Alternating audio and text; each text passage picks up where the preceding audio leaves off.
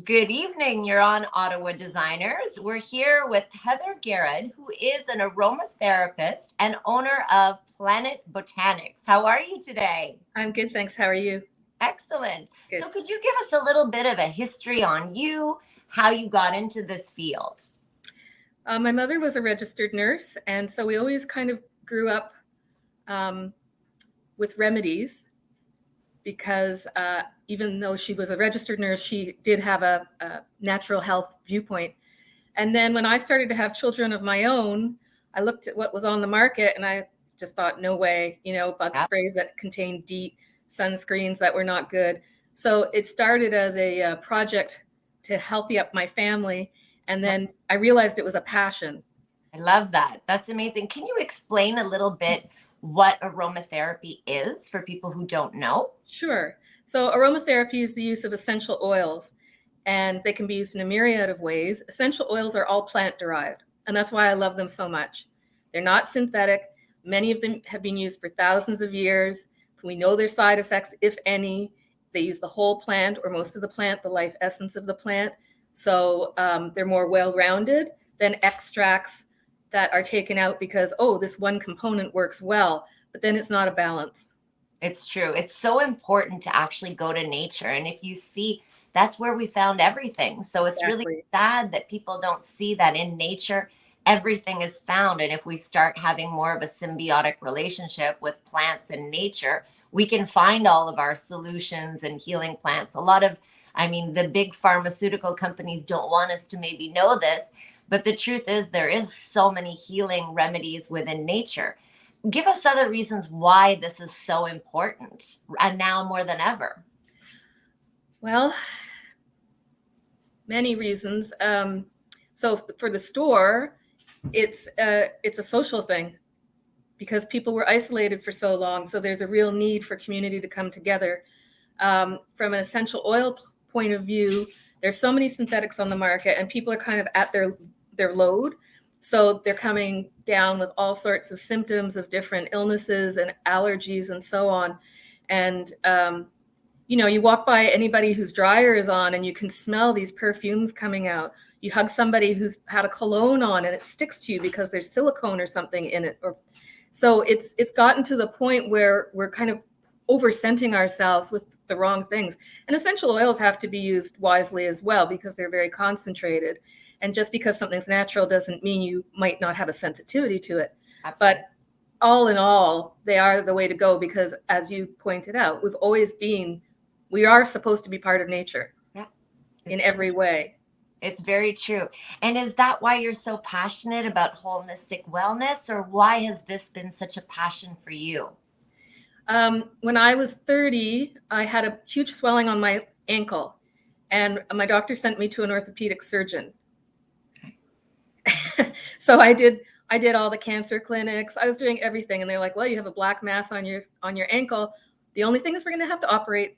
So they operated, and they found nothing. Wow. And it turns out I have flat feet, and I pronate. So all the weight was going onto my ankle instead of through my foot.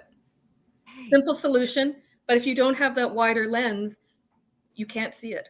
It's so true. The medical profession is so important, but having both professions working together Yes. and seeing, sometimes you really do need medicine in like a pharmaceutical way, and other times nature can be that solution. So having somebody that can combine those or be an add-on to whatever medical treatments you're getting is fabulous.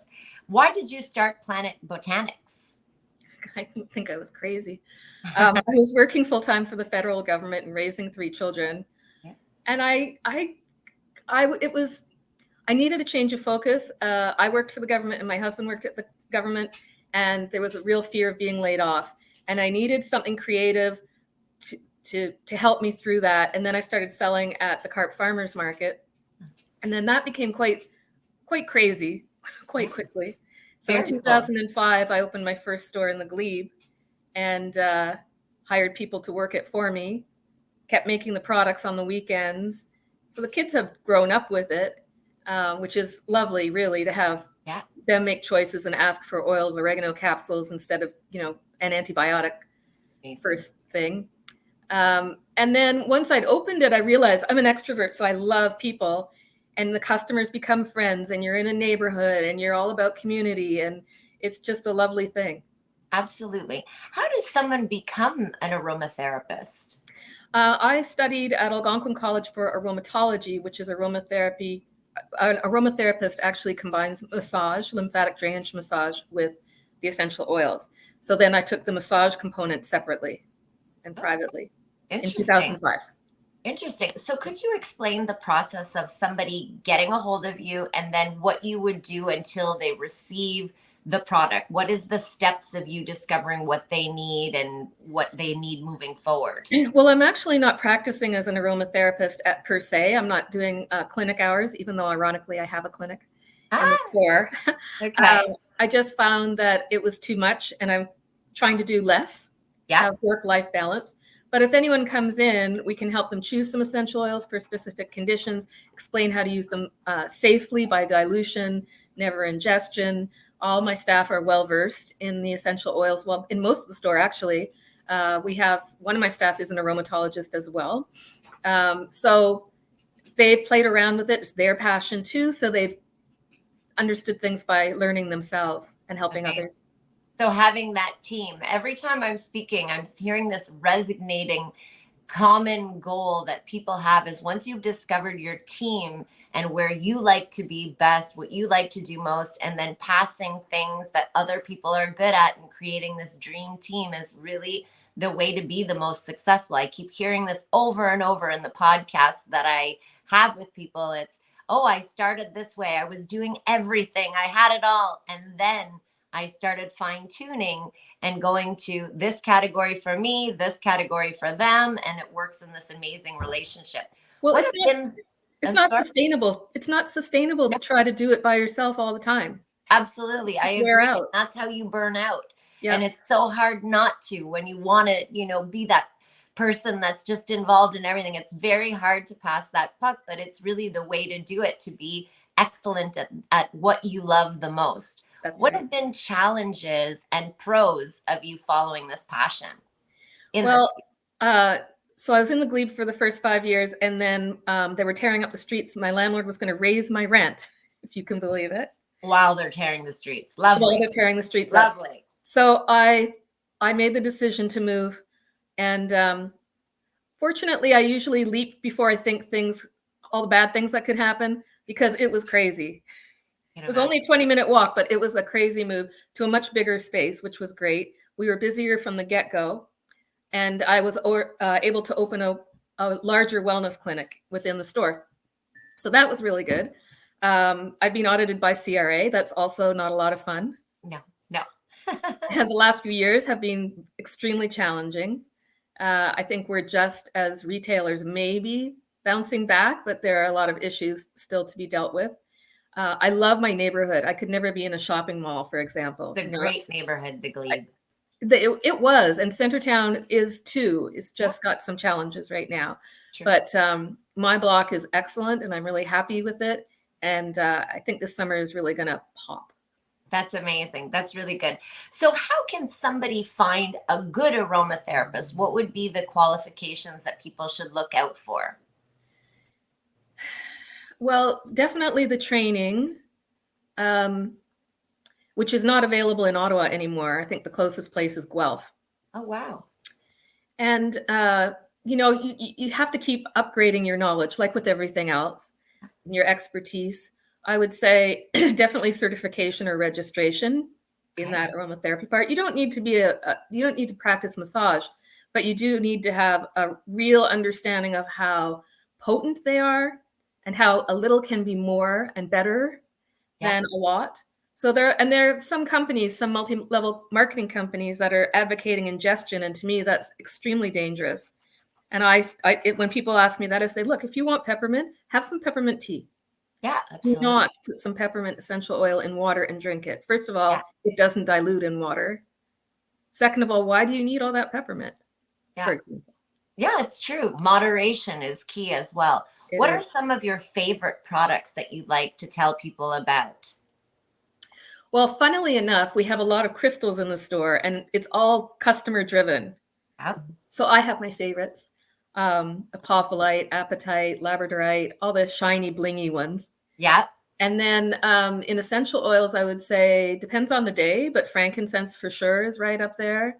Lavender, because it's like first aid in a bottle. Very Yeah. good for almost everything. Bergamot is lovely too. They've done studies in Italy where they've used bergamot on patients who are depressed with good results. Interesting. Yeah. Persian lime is also a lovely one. And you And- mentioned that you have a clinic. Mhm. So what modalities do you have within the clinic? So a lot of it is energy-based medicine. So Reiki. Oh, lovely.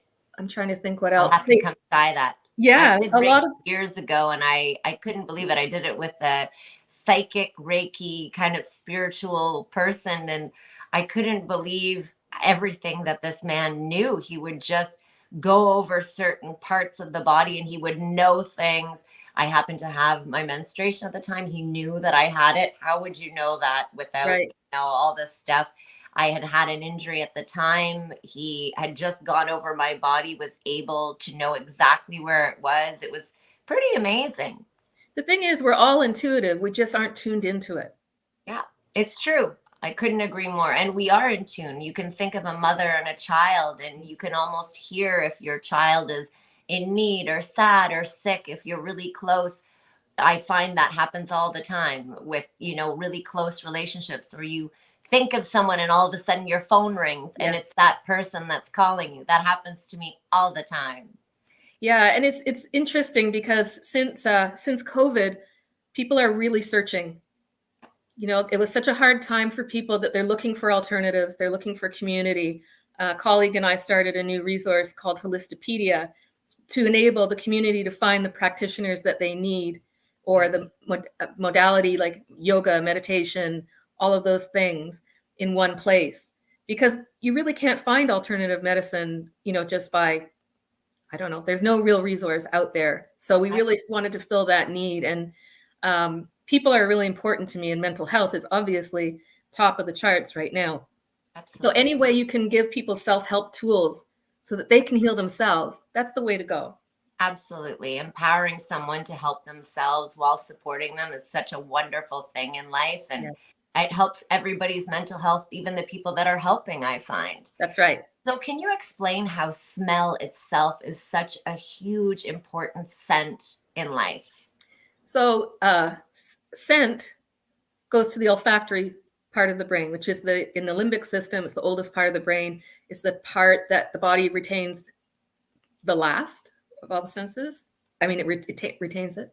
Yeah. And it's very attached to memory. So if you had an aunt who was really miserable to you and she always had a little bit of lavender on her, you're not going to like lavender. You may not remember why, but the association is very strong. Absolutely. And that's interesting. And then it's not only scent, but that is a reason that a lot of people will use them in a diffuser just to scent a room, but they have a therapeutic effect too, and a spiritual effect. So on every level, they are just the perfect medicine for whatever ails you. I couldn't agree more. Actually, it reminds me of a time I had someone very close to me that was in a coma. And the doctors were saying that there was a very high likely chance that he was not going to wake up from this. And I started noticing patterns, and I knew him very well. So I remembered what smells really triggered him. And I actually brought in a certain smell and was looking at the monitor and seeing it, all this. And I put the smell around him. And that's actually when we got reaction, and he actually started making noise. And I knew at that point he was going to come out of it. He was going to overcome it. And it was such a big wake up call for me of, it's true. Smell is a huge aspect. You can not like someone. You can like someone based on smell and memory, and you can remember your grandmother, like you said, or your aunt that you don't like, or whatever. Yeah. You completely do. That's an amazing story, by the way. Oh, thank you. I usually don't share personal ones, but that one was that's amazing. Yeah. How can people reach you? How can people get a hold of you? Your website, address where they can come into the shop, everything. So we're on Bank Street between McLaren and Somerset, 301 Bank Street. We also have another location that we're kind of a kiosk within a store. I think that's kind of the new model in some Yeah. ways. So we're with Wicked Wanda, who's a neighbor of mine on Bank Street, and that's at 1891 Maryville Road. Okay. Through the website, through Facebook, through Instagram, all the usual socials. Yeah, or the best thing is to come in and see us. And are you under Heather GARROD under social media on all of the social websites, or are you under Planet Botanics? I have a personal account, but also we're mostly under Planet Botanics for TikTok, Instagram, and Facebook. Excellent. Well, thank you so much. I would love to have you back and Thank you. discussing That sounds awesome. something like the crystals or other modalities that you have in the future. I think that would be great to share with others and kind of touch base on each one of them specifically that you have. Yeah, I'll bring some with me. Oh, I would love that. Thank you so much for being on Ottawa Designers, and Karen Gray, Planet Botanics. Go check her out. And this is Sandria BLENCH. Have a wonderful evening.